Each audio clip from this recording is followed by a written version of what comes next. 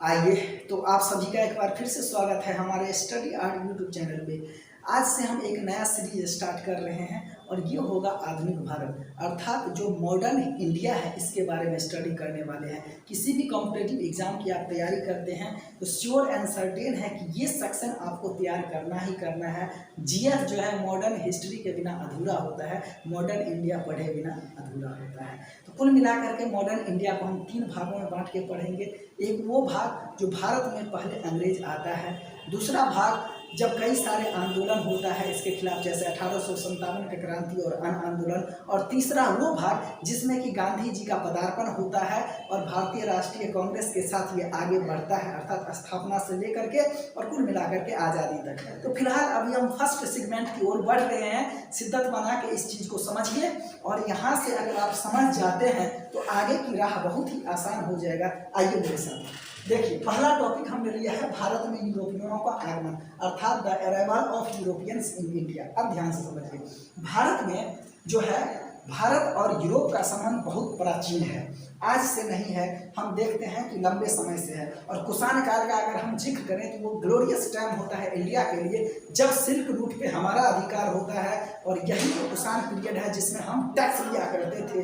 कितना टैक्स वो हम डिसाइड करते थे और चाइना से जो सिल्क रूट यूरोप तक जाता है। तो ये नयापन नहीं है, ये व्यापार पहले से चलते आ रहा है। नयापन ये हो रहा है कि ये अब नए तरीका से चीज़ आ रहा है और यूरोपियन लोग भारत में आ रहा है। क्यों आ रहा है, इन कारणों को डिटेल में जानते हैं और साथ ही समझने का कोशिश करते हैं कि उस समय के एक्चुअली में सिनेरियो क्या था। ध्यान से समझिएगा। अब ध्यान दीजिए, पहले देखिए यहाँ पे है इंडिया, नो डाउटली, ठीक।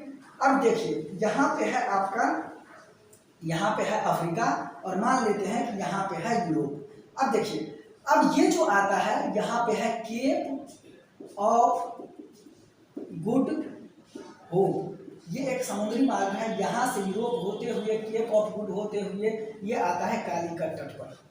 ये एक रास्ता है जो यूरोपियन लोग आता है, अर्थात पहली टाइम आता है Vasco D gamma. Vasco D gamma, अब वास्को डी गामा को आने क्यों पड़ी थी कि ये भारत की ओर आता है? ध्यान से समझिए, सीधा कारण पे आते हैं, फैक्ट समझिए पहले। देखिए एक्चुअली में क्या होता है कि 14वीं शताब्दी में होता है पुनर्जागरण। फिर 15वीं शताब्दी के आसपास होता है धर्म सुधार आंदोलन। तो ये जो पुनर्जागरण और धर्म सुधार आंदोलन, इस दो के माध्यम से वहाँ पे ज्ञान विज्ञान के क्षेत्र में विकास होने लगता है। अब जैसे देखिए, जब हम राजाओं का काल पढ़ते हैं तो वहाँ पे महिलाओं की स्थिति अच्छी नहीं, एकदम बुरी से बुरी रहती है। महिलाओं को एक वस्तु की तरह वहाँ पे ट्रीट किया जाता है। तो ऐसा नहीं है कि जहाँ पे राजा रहेगा इंडिया में ऐसा होता है, नो डाउट, ये हर एक जगह यही होता है। बात को समझिए, अगर यहाँ पे पुनर्जागरण होता है तो वहाँ भी पुनर्जागरण होता है। ये अलग बात है कि यहाँ थोड़ा लेट से होता है, वहाँ पे थोड़ा पहले हो गया, लेकिन 14वीं शताब्दी में इटली के फ्लोरेंस नगर में पुनर्जागरण हुआ। लोगों ने इस भावना से उठ गया कि ये जो कैथोलिक धर्म है ये हमारे पाप पत्रों की बिक्री करवा करके हमको भगवान से मिलाता है। ये विचारधारा अब टूटने लगा। अब लोग जो है इस बात पे ध्यान देने लगे कि ज्ञान विज्ञान के क्षेत्र में काम करना है, ना कि चर्च की मनमानी की तरफ ध्यान देना है। वो वर्ल्ड हिस्ट्री का टॉपिक है। तो पुनर्जागरण और धर्म सुधार आंदोलन के बाद एक नया थ्योरी निकल के आता है और विज्ञान का विकास होता है। और विज्ञान के विकास होने के क्रम में सबसे पहले दिशा सूचक यंत्र का विकास होता है, जहाज निर्माण होता है, टेक्नोलॉजिकल डेवलपमेंट होता है, ये सभी चीज होने लगते हैं। अब जब इतना चीज होने लगता है तो वहाँ के शासकों, खास करके स्पेन एंड पुर्तगाल के शासकों ने सबसे पहले इसमें बढ़ चढ़ कर हिस्सा लेता है और नए नए राज्यों की खोज करने की तरफ वो अग्रसर होता है। अब खोज करने के लिए अक्सर होता है, उसके पीछे कई कारण हैं। जैसे यूरोप में देखिएगा, ये जो होता है ये 40 डिग्री अक्षांश से ऊपर और 55 डिग्री अक्षांश के बीच में है। तो जो भी कंट्री 40 डिग्री से लेकर के 55 डिग्री अक्षांश के बीच में रहेगा, ऑब्वियस सी बात है वहाँ पे ठंडा पड़ेगा। और यूरोप में भी ज्योग्राफिकल रूप से ठंडा पड़ता है। रीजन में खाने का साधन होता है मांस, खाने का साधन होता है मछली। तो इस प्रकार से वहाँ पे साग सूग नहीं खाया जाता है, जो कि आप अपने यहाँ गर्मी में देखते हैं कद्दू लौकी ये सब चीज़ खाते हैं, वहाँ पे नहीं। तो मांस को बाबू प्रिजर्व करने के लिए चाहिए मसाला और टेस्ट लाने के लिए चाहिए मसाला। तो यही जो मसाला इंडिया से जाता था वहाँ पे यूरोप, इसमें तिकोना व्यापार होता था। कैसे, अब ध्यान से देखिए, ये है इंडिया और यहाँ पे हम देखते थे ये होता है कुस्तुनतुनिया, कुस्तुनतुनिया। तो कुस्तुनतुनिया जाता था, ये अरब लोग जो है ये यहाँ से मसाला ले जाते थे और यहाँ पे वेनिस व्यापारी यहाँ से लेते थे, बीच में ट्रेड होता था दोनों के बीच, और यही वेनिस वाला पूरे यूरोप में लेके जाता था। तो इस तिकोने व्यापार में राजा को, आम लोगों को वहाँ पे बहुत ज़्यादा घाटा होना पड़ता था। अर्थात जो मसाला यहाँ पे 6 रुपया का है वहाँ जाते जाते 60 रुपये या 600 रुपया का भी हो जाता है। अब देखिए, अब यहाँ पे मेन कारण ये था, अब जब देखिए स्पेन और पुर्तगाल के जो शासक है उन्होंने अपने खर्च पे नए नए दिशाओं की खोज करना प्रारंभ किया, नए नए जल मार्ग का खोज करना प्रारंभ करता है। सबसे पहले स्पेन अपने राज्य के खर्च पर कोलंबस को भेजता है कि भारत का खोज करो, लेकिन कोलंबस बाबू भारत में आकर के चला जाता है, कहाँ पे, अमेरिका चला जाता है, कहाँ पे, अमेरिका। अब दूसरा रहता है पुर्तगाल का शासक, पुर्तगाल का शासक भेजता है वास्को डिगामा को, और वास्को डिगामा को कहता है कि भारत की रास्ता का खोज करो कि किस रास्ता से समुद्र के माध्यम से हम भारत तक पहुँच सके। ये वास्को डिगामा भारत आ जाता है 1498 ईस्वी में, और 20 मई 1498 ईस्वी को ये भारत पहुंच जाता है। उससे पहले इस चीज को समझिए कि ये जो तिकोना व्यापार होता था, इस तिकोना व्यापार में हम देखते हैं कि 1453 ईस्वी में कुस्तुनतुनिया का पतन हो जाता है, और ये कुस्तुनतुनिया जो है अब वहाँ पे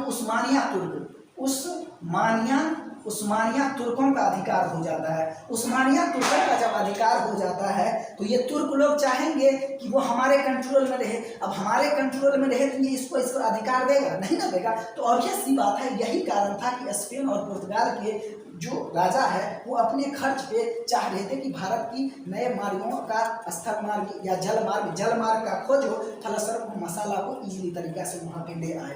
तो याद रखना है, यूरोप के साथ भारत का बहुत पुराना संबंध था। 1453 ईस्वी में कुस्तुनतुनिया का पतन हो जाता है और उस पर उस्मानिया तुर्क अधिकार कर लेता है। इससे पहले वाले वीडियो में हम बताए थे कि तुर्क क्या है, एक जाति है, अरब क्या है, एक जाति है। तो अरबों का शासन हट करके अब तुर्कों का शासन वहाँ पे आ जाता है। खैर, फिर बात आगे बढ़ती है। वास्को डिगामा 20 मई 1498 ईस्वी को सफलतापूर्वक भारत आ जाता है, और ये क्वेश्चन बना है किस जहाज से आता है, तो साओ ग्रेवियल नामक जहाज होता है, उससे ये आता है। क्वेश्चन बना है, याद रखिएगा कहाँ से आता है, तो केप ऑफ गुड होप होते हुए आता है, और ये अफ्रीका के नीचे में पड़ता है।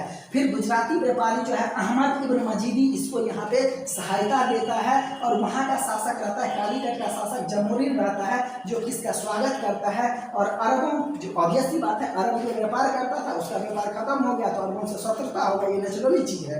इसके अलावा वास्को डिगामा जो यहाँ पे आता है तो जितना में खरीदा था उसका 60 गुना वहाँ जाता है, तो इसको मुनाफा होता है। फलस्वरूप ये 1502 ईस्वी में दोबारा भारत की ओर आता है। और इसके बाद देखते हैं कि 1503 ईस्वी में पुर्तगाली सरकार ने एक कंपनी स्थापित कर लेता है। 1503 ईस्वी में इंडिया में पहली बार कोचीन में अपना फैक्ट्री स्थापित करता है। कई बार ये क्वेश्चन पूछा हुआ है। फिर तीसरा बार वास्को डिगामा 1524 ईस्वी में भारत आता है। तो वास्को डिगामा भारत 1498 में आता है, 1502 ईस्वी में आता है और 1524 ईस्वी में आता है। कुल मिलाकर के 3 टाइम्स भारत आता है। ये क्वेश्चन पूछा हुआ है। 1503 ईस्वी में जब कोचीन में पहली फैक्ट्री की स्थापना हो जाती है तो स्थापना के साथ ही अब वहाँ पे चलाने के लिए तो कुछ चाहिए ना, तो चलाने के लिए हमको चाहिए क्या, हमको चाहिए गवर्नर जनरल। वही गवर्नर जो है वो यहाँ पे है फ्रांसिस्को डी अल्मेडा, उसके बाद अल्फोंसो डी अल्बुकर्क, और तीसरा है नीनो डी क्रूमा। अब इसके बारे में हम चीज़ को समझते हैं। जैसे देखिए, हमने अभी बात कहा कि बीच में आता है मसाला ही वो मेजर फैक्टर होता है जो कि पुर्तगालियों को यहाँ तक ला देता है कि भारत की खोज करो, और मसाला उसमें जैसे बात की प्रिजर्व करने के। इसके अलावा अरबों एवं वेनेसियों के अधिकार को समाप्त करना, यही बोले जो तिकोना व्यापार होता है उसमें उसको घाटा होता था, दूसरे को फायदा होता। और तुर्कों से शत्रुता मोल नहीं ले रहा, क्योंकि तुर्क वहाँ पे मजबूत था। तो तुर्क खास करके हम जब जाते हैं यहाँ पे फारस की खाड़ी और ये हिंद महासागर होते हुए अब हम वहाँ तक जाएंगे, यूरोप तक जाएंगे, तो ऑब्वियस सी बात है हमको क्या होगा, तुर्क वहाँ पे मिलेगा। तो ये तुर्क से मोल नहीं लेना है, अफ्रीका के रास्ता से केप ऑफ गुड होप होते हुए हमको आना है। क्योंकि तुर्क से पंगा ले लिए तो उसका राज है, हमको दिक्कत होगा, आने से रोकेगा। ये सभी कारण था, कारण को ध्यान में रखिएगा। आते हैं जहाँ से कि सीधा क्वेश्चन बनता है। अब जब कि देखिए, अब जब यहाँ पे अपना कंपनी बना लिया तो सीधा स्थापित यहाँ पे व्यापार स्थापित करना है, मेन मकसद इसका हो जाता है। और यहाँ पे पहला जो गवर्नर रहता है वो रहता है फ्रांसिस्को डी अल्मेडा। ये 1505 ईस्वी में आता है और 1509 तक, कुल 4 वर्षों तक रहता है। इन्होंने ब्लू वाटर पॉलिसी अपनाया। तो नीले जल की नीति नहीं कहिएगा, इसका हिंदी होगा शांत जल की नीति, शांत जल की नीति। और शांत जल की नीति के तहत इन्होंने जितने भी समुद्र के आसपास का इलाका था उस पर उन्होंने समुद्र पर अधिकार करना चाहा, ये शांत जल की नीति के तहत। इसके अलावा चौल का युद्ध रहता है। उस समय में गुजरात का शासक रहता है आपका महमूद बेगरा। महमूद बेगरा से लड़ता है और बेगरा इसको हरा देता है, फ्रांसिस्को डी अल्मेडा को, और बेगरा यहाँ पे जीतता है। फिर 1 साल के बाद महमूद बेगरा मिस्र तथा तुर्की के समुद्री बेड़ों को इस समुद्र में हरा देता है, क्योंकि पुर्तगाल समुद्री क्षेत्र में ज़्यादा सशक्त रहता है, ज़्यादा मजबूत रहता है। अब आते हैं दूसरा गवर्नर का काल, वो अल्फ्रांसिस्को डी अल्बुकर्क। ये 1509 में आता है, 15 तक रहता है। कुल मिलाकर ये 6 वर्षों का यहाँ पे कालखंड रहता है। इन्होंने ब्लू वाटर पॉलिसी को दायिन कर देता है, खत्म कर देता है। साथ ही 1510 में गोवा जीत लेता है और वहाँ पे गोवा जीतता है बीजापुर के शासक से, और बीजापुर का शासक रहता है यूसुफ आदिल शाह, उससे ये गोवा जीत लेता है और गोवा को बना देता है। बाद में हम देखते हैं कि मिनोली कुन्हा आता है तो इसी गोवा को राजधानी बना देता है। इस समय राजधानी कहाँ है, कोचीन है, लेकिन आगे चल के ये गोवा अब इसकी राजधानी हो जाएगी। तो यहीं से क्वेश्चन आता है। सबसे पहले आता है पुर्तगाल 1498 ईस्वी में, और सबसे लास्ट में जाता है 1961 ईस्वी में। भारत सरकार जब बन जाती है, इंदिरा गांधी का कालखंड रहता है, तब ये यहाँ से जाता है। तो सबसे पहला क्वेश्चन यही आता है कि सबसे पहले आता है और सबसे लास्ट में जाता है। ये भी एक क्वेश्चन का फॉर्म है। आता है 1498 में जाता है 1961 ईस्वी में। आज भी देखिएगा गोवा में बहुत बड़ा चर्च मिलेगा। आज भी जाइएगा तो वहाँ पे एल्कोहल म्यूजियम बना है, जान सकते हैं। बिहार में दारू शराब पे लेकिन वहाँ पे क्या है, एल्कोहल का म्यूजियम है। खैर ये इंडिया है, विविधता है, नो प्रॉब्लम, अच्छी बात है। इसके अलावा हम देखते हैं कि विजयनगर शासक जो कृष्णदेव राय होते हैं, भटकल के दुर्ग बनाने की अनुमति ले लेता है, और यही जो होता है पुर्तगाल ये भटकल का दुर्ग यहाँ पे निर्माण कर लेता है। फिर भारतीय स्त्रियों के साथ यहाँ पे पुर्तगालियों का शादी करवाने का बात करता है कौन, अल्फांसो डी अल्बर्ट। ये कहता है कि हमारा पुर्तगाली का जनसंख्या बढ़ाना है, स्त्री रहेगी भारतीय और पुरुष रहेगा पुर्तगाल का लोग, और ये नीति अपनाता है। इसके अलावा इसको जो है ना अल्फांसो डी अल्बुकर्क को वास्तविक संस्थापक बोला जाता है पुर्तगाली साम्राज्य का भारत में। तो पुर्तगाली साम्राज्य का वास्तविक संस्थापक भारत में कौन है, फ्रांसिस्को डी अल्मेडा। ये दूसरा गवर्नर है, पहला फ्रांसिस्को डी अल्मेडा ये नहीं बल्कि फ्रांसिस्को डी अल्बुकर्क है। ये कई बार क्वेश्चन पूछा है। Francisco de Almeida known for blue water policy, शांत जल की नीति के लिए। आगे चलते हैं। तीसरा होता है नीनो डी कुन्हा, जो कि 1529 से लेकर 1538 ईस्वी तक ये गवर्नर रहता है। इन्होंने कोची की जगह गोवा को राजधानी बना लेता है, और बताए थे अभी यही बात। फिर सेंट टोमे तथा हुगली पुर्तगाली बस्तियां बना लेते हैं। कोचीन की जगह गोवा को राजधानी बनाता है और सेंट टोमे तथा हुगली पुर्तगाली बस्तियां निर्माण कर लेता है। फिर बसीन और द्वीप जीत लेता है। देखिए बाबू, उस समय रहता है गुजरात का शासक, और गुजरात का शासक वहाँ पे चेंज हो गया, रहता है बहादुर शाह। गुजरात का शासक रहता है बहादुर शाह। बहादुर शाह को ये बुलाता है जहाज पे, और जहाज पे बुलाने के बाद चाकू घोंप के उसको मार देता है, और मारने के बाद फिर थोड़ा ही दिन के बाद बसीन और द्वीप पे अधिकार कर लेता है। एक्चुअली में बहादुर शाह गुजरात के शासक उस समय हो गए रहते, उसके अधीन में रहता है, लेकिन ये जीत लेता है। फिर कार्टेज पद्धति लागू करता है। कार्टेज एक होता है लाइसेंस पद्धति। अगर आप समुद्र से व्यापार करते हैं तो वहाँ पे आपको लाइसेंस लेना होगा, चुंगी लेना होगा। यही है कार्टेज पद्धति, अर्थात लाइसेंसिंग सिस्टम, लाइसेंसिंग पद्धति को लागू। अकबर को भी कार्टेज स्वीकार करना पड़ा था, इतना तक शक्तिशाली हो गया था। तो ये था हमारा आज का टॉपिक, भारत में यूरोपियनों का आगमन। एक बार मैं रिकॉल किया जाता हूँ, ध्यान से समझिएगा। सबसे पहले आता है पुर्तगाल के बाद डच के बाद अंग्रेज के बाद डेनिश के बाद फ्रांसीसी। इसके बाद आज हमको केवल पुर्तगाल के बारे में पढ़ना है, उससे पहले हम स्पेन के बारे में बात करेंगे, क्योंकि स्पेन का कोलंबस होता है और जो अमेरिका की खोज कर बैठता है, लेकिन एक्चुअली में भेजा जाता है उसको भारत की खोज करने के लिए। सेकंड में होता है पुर्तगाल, जो कि भारत की खोज करता है और यहाँ पे ये उपनिवेश अपना स्थापित कर लेता है। और फिर देखते हैं कारण क्या रहता है। कुस्तुनतुनिया का पतन होता है, मसाला व्यापार रहता है, वास्को डी गामा। उसके बाद फिर तीन governor, Francisco de Almeida, Francisco de Albuquerque, Nino de Cunha, फिर ये सब सारे कहानी बनता है। इस वीडियो को 1 से 2 बार देखिएगा, हो सके तो आप स्क्रीनशॉट ले लीजिए और फिर मिलते हैं कल। Stay tuned, study art.